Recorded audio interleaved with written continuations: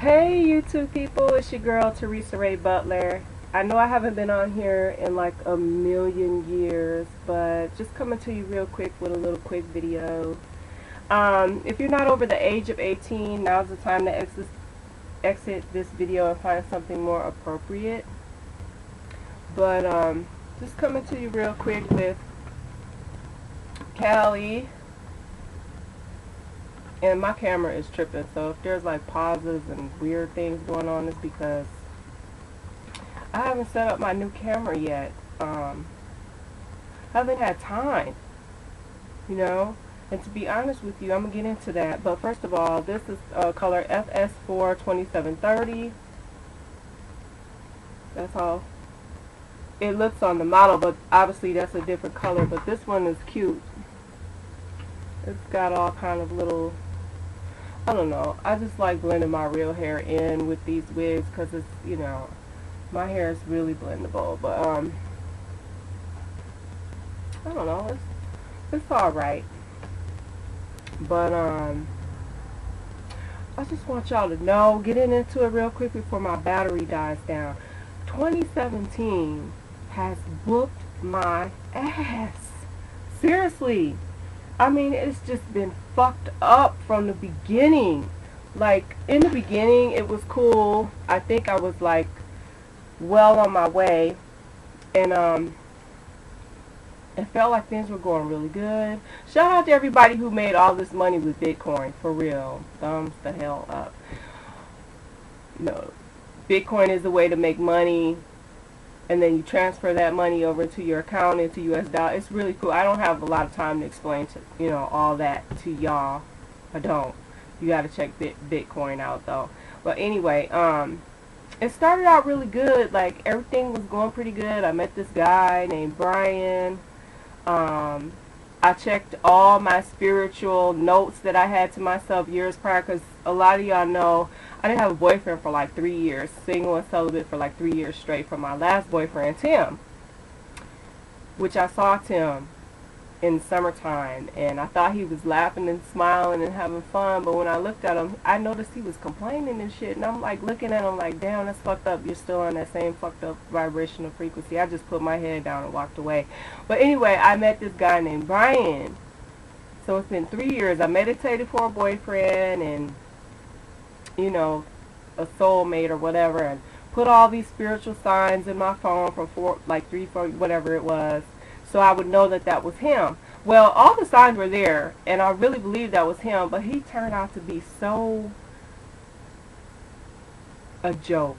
You get what I'm saying? Like, you know, supposed to be all Christian and everything, even though I'm no longer religious, but he do shit like cuss in church, and he would do shit like, he had like a high profile job, and he would do things like say, oh, let's go work at a soup line, and then he'd turn around and brag about all the people he cut you know, to cut back on budgeting. He'd like cut all these people jobs, and then he would turn around and brag about how him and all of the upper people on the chain would go out and have steak and wine dinners and give themselves these elaborate, longer extended vacations. I'm like, what the fuck, man? You know, who am I dating? And he would do shit like look at other women and chase them down. While he was with me, he chased this blonde bitch down at the Delfield bar, like the Delfield pub, brewery, whatever, right in front of my face, and sent me downstairs. I would just see shit, and I could never really introduce him to my friends or family because he kept showing me shit. Like, even though the signs were there in my phone, like he would say something or do something, like even where he lived, it was all there. But then if you just watch a person, they'll show you who they really are, and I'm like, this motherfucker is so disrespectful and cruel, you know. And then plus he like dumped me twice and shit, you know, and I'm like, okay. And the only reason that he was able to do that is because I told you I meditated for like 3 years for somebody, and I had a lot of proof that I really thought that was him. But what I really think he was like some payback shit from a last life. He's probably somebody I fucked over in the last life, so I'm paid and overpaid, motherfucker. So anyway, haven't had anybody since him, but shit kept happening to me while I was with, like my car kept breaking down, major shit too, like water pumping, just fucked up. Like, so the second time he dumped me, I never did read his last text messages or message, whatever the fuck it was, because I didn't even care at that point, because he let me know the whole time he was still looking for somebody. Like, his plenty of fish shit would go off all day and all night. He always had stupid ass shit to say. Basically, he was probably just trying me on like a code or whatever. And I just, you know, I think I really like spiritually just was like messed up from that, because it was like, you know, I really prayed for somebody and I really thought this was the person, but it wasn't him, and I had to let him go with love and like, you know, thank you for everything. I hope everything that you find the happiest shit ever, whatever the fuck I told him, you know. And then the second time he broke up with me, I'm like, well, you know, here I thought you were looking for somebody else, you know, going to dinner with somebody, whatever the fuck I said to him. But he sent me something else. I never did I didn't care. And then I like set up a dating profile on another website, because he was on every fucking dating profile site that I went to. He was there. Like, so I thought I found one, and here he comes looking at my profile picture. And then this website has it to where it automatically sets you up with meet me people and shit. So the first profile I set up, I think it had him on there, so I took that profile down immediately, because I didn't want him thinking I wanted to meet his ass. So then he was looking at me, and I'm like, what the fuck? So with my new site, so I'm going on and on about this, because that was like the beginning to the cog in the machine of how 2017 just got worse from there. So we broke up on St. Patrick's Day again, and I left it, you know. I'm like, just leave it, fuck it, you know, say nothing else. And then I didn't have nobody since him, but the chain of fucking events from that was incredible. Like, my dad had a heart attack. That was fucked up. So I had to spend a long time trying to get him together. Then my other car broke down. Like, fuck, you know. My other car, my Kia Sorento, broke down, so that needed a fucking water pump. Crazy shit, like, really. And then my grandmother started having these strokes, you know. But she was 93 at the time, so it was just a lot of pressure, you know. And then my son got shot. My son got shot, and he wanted to go and live with this guy, you know, and the guy wanted him to hang around these people and stuff where shit goes down. And there was a fight that day, and my son was just trying to oblige his friend and everything. And he finally went down to this house where these people were at and doing the shit they do. And some other niggas who was in the fight earlier that day came back, and they got to talking, saying, and shooting. And my son was one of the people who got shot. The bullet went through his back, exited across his shoulder blades, breaking both of them, and lodged right up under his, like, in his shoulder blade. So when I went to see him, I didn't know if he was going to make it or not. I stayed there all night long. I had to go to work the next day. After a while, it finally looked like he was going to pull through. And we had some people set up in the hospital, because his dad used to work there. Him and his wife used to work there. And they made a few, and his grandmother did a lot of running things over there. I don't even know if she still works over there or not. But anyway, once I felt like safe, that ensure that no one would come in and try to take my son's organs, like, oh, he's gonna die anyway. You know how they do certain folks, young folks. It's just a reality in this world. We didn't want no get out type shit going down. So once I felt secure he was gonna be okay, I went to work, and I didn't say a word, you know. I didn't want to like do anything to jeopardize any peace of mind or escapism that I had going on, because it was just stuff happening back to back to back. And I'm pretty sure I'm leaving some stuff out, because I'm not really wanting to make this about negativity. I'm just saying factual things of how 2017 whooped my ass. So then,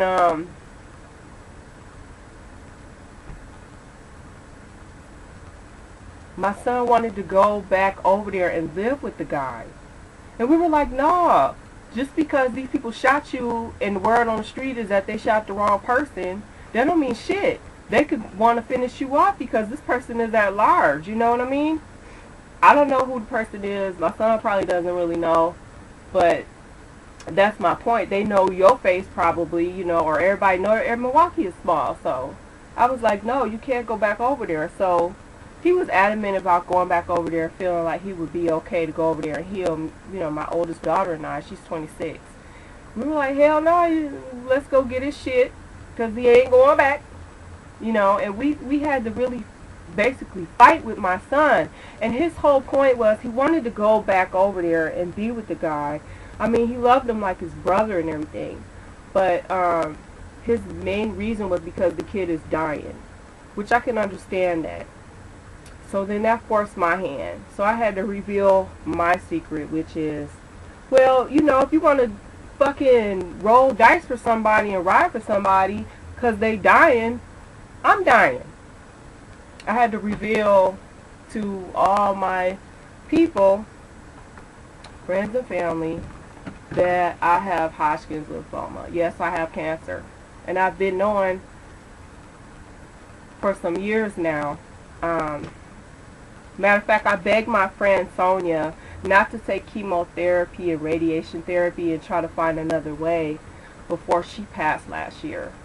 I had saw this incredible video called The Truth About Cancer, this documentary series that basically explains why cancer is not an automatic death sentence in most cases, and Hodgkin's lymphoma is curable. So I've been doing all these natural things to try to approach it and handle it, but I think I'm gonna have to go hardcore and kick it up a notch or two, because I will never take chemo nor radiation, never.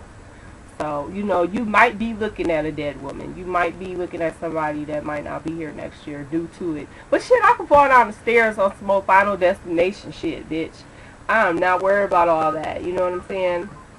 So, but I have been struggling with my health and all these things. And, you know, before it all started, everything was like on a roll. I was dealing with it while I had cancer. I was making videos, putting everything out.